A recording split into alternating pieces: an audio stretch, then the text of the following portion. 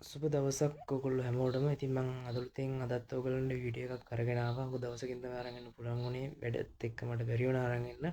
ඉතින් මම අද ඔයගොල්ලන්ට කියලා දෙන්න යන්නේ මාසික විදුලි පරිභෝජනය කොහොමද ගණනය කරන්නේ කියලා.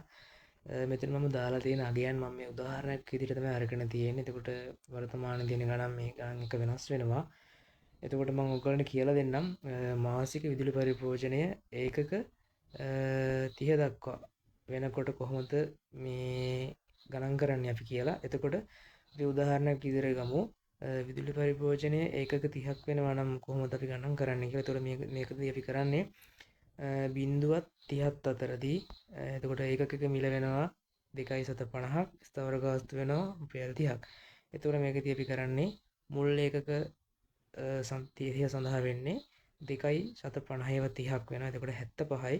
එතකොට ඒකට අපි ස්ථාවර ගාස්තුවක් ඇඩ් වෙනවා රුපියල් 30 ගාන. එතකොට සම්පූර්ණ අපි ගෙවිය යුතු මුදල වෙනවා රුපියල් 105ක්. හරි. අපි බලමු විදුලි ඒකක ගණන කිලෝවොට් 50 කිලෝවොට් හවර්ස් 58ක් වෙනවා නම් අපි කොහොමද මේක ගණනය කරන්නේ කියලා. එතකොට අපි කරන්නේ පළවෙනි එකක 30 සඳහා මේ වගුවේ විදිහට රුපියල් 2.50 ගානේ 30ක් වෙනවා. එතකොට රුපියල් 75ක් වෙනවා. එතකොට ඉතින් අපි 58න් ඒකක 30කට ගියාම තව ඒකක 28ක් ඉතුරු වෙනවා. එතකොට මේ ඒකක 28ට රුපියල් 4.85 ගානේ 28ක්. එතකොට රුපියල් 135ක් වෙනවා. මෙතනදී අපි ස්ථාවර ගාස්තුව බලන්නේ අන්තිම අගයටයි. ඒ කියන්නේ 58ක් කියලා කියන්නේ. එතකොට 58 තියෙන්නේ 31.64නේ. එතකොට 31.64 හින්දා අපි ගන්නේ ස්ථාවර ගාස්තුව රුපියල් 60 විදියට. එතකොට සම්පූර්ණ මුදල වෙනවා අපි ගෙවන්න ඕන රුපියල් 270ක් වෙනවා. හරි. එතකොට අපි බලමු මාසික විදුලි පරිභෝජනයේ කිලෝවොට් හවර්ස් 60 ඉක්මවනකොට කොහොමද මේක අපි ගණනය කරන්නේ කියලා. එතකොට මෙතනත් මම මේ දාලා තියෙන අගයන් උදාහරණ අගයන් තමයි දාලා තියෙන්නේ. එතකොට මේ වර්තමානයේ පවතින විදුලි එකක එක්ක තියෙන ගණන් මේ ගණන් එක වෙනස් වෙන්න පුළුවන්.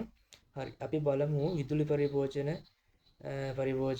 ඒකක 185 ගණන් කොහොමද අපි මේක ගණනය කරන්නේ කියලා. එතකොට මෙතන 185 මෙන්න මේ පරිභෝජන කාණ්ඩ හා මාසික පරිභෝජනය වන මෙන්න මේ තීරුවේ තියෙන අගයන් එක්ක අපි මෙන්න මේ 185 බෙදා ගන්න ඕනේ. එතකොට පළවෙනි තීරුව වල පේනවා මේක බිඳුව දැන් 60යි, දෙවෙනි එක 61ත් 90ත් අතර එතන තියෙන ඒකක 30ක් වගේ.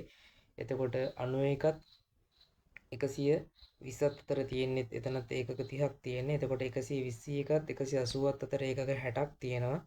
ඊට පස්සේ 180 යන්නේ ඊට වඩා වැඩි වෙනකොට. එතකොට මෙතනදී අපි කරන්නේ පළමු එකක 60 සඳහා තමයි මුලින්ම බලන්නේ. එතකොට පළවෙනි යුනිට්ස් 60 සඳහා රුපියල් 7.85 ගානේ 60ක් වෙනවා. එතකොට 471ක් වෙනවා පළවෙනි යුනිට් 60ට.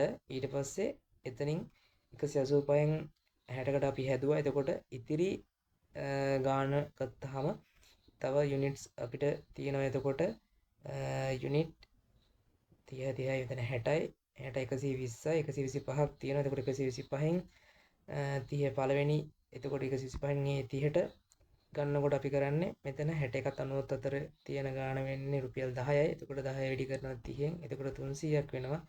දැන් අපි කිලෝවොට් හවර්ස් 90කට හැදුවා. එතකොට තව අපිට තියෙනවා කිලෝවොට් හවර්ස් 95කට හදන්න. එතකොට එතනින් ඉතිරි කිලෝවොට් ගාන වෙන්නේ ගන්නකොට මෙතන 91ත් 20ත් 120ත් අතර යනකොට රුපියල් 27.85ක් යනවා. එතකොට 27.87යි 775 වැඩි කිරීම 30. එතකොට එතන 832.50ක් වෙනවා.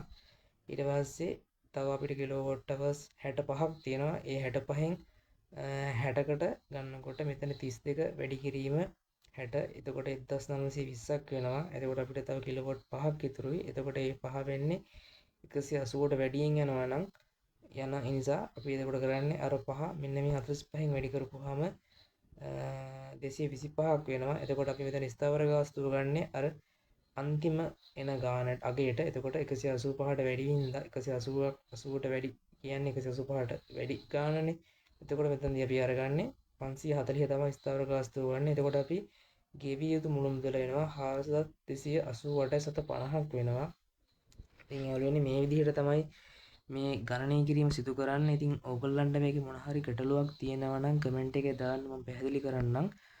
එතකොට ඕගොල්ලන්ට තව මොකක් හරි අවශ්‍ය වෙන ගාණක් තියෙනවා නම් මට ඒකත් කමෙන්ට් සෙක්ෂන් එකේ දාන්න. මම බලලා ඔයගලන්ට හදන විදිය කියලා දෙන්නම්. ඉතින් ඔයගොල්ලෝ හැමෝටම බොහොම ස්තුතියි මේක බැලුවට.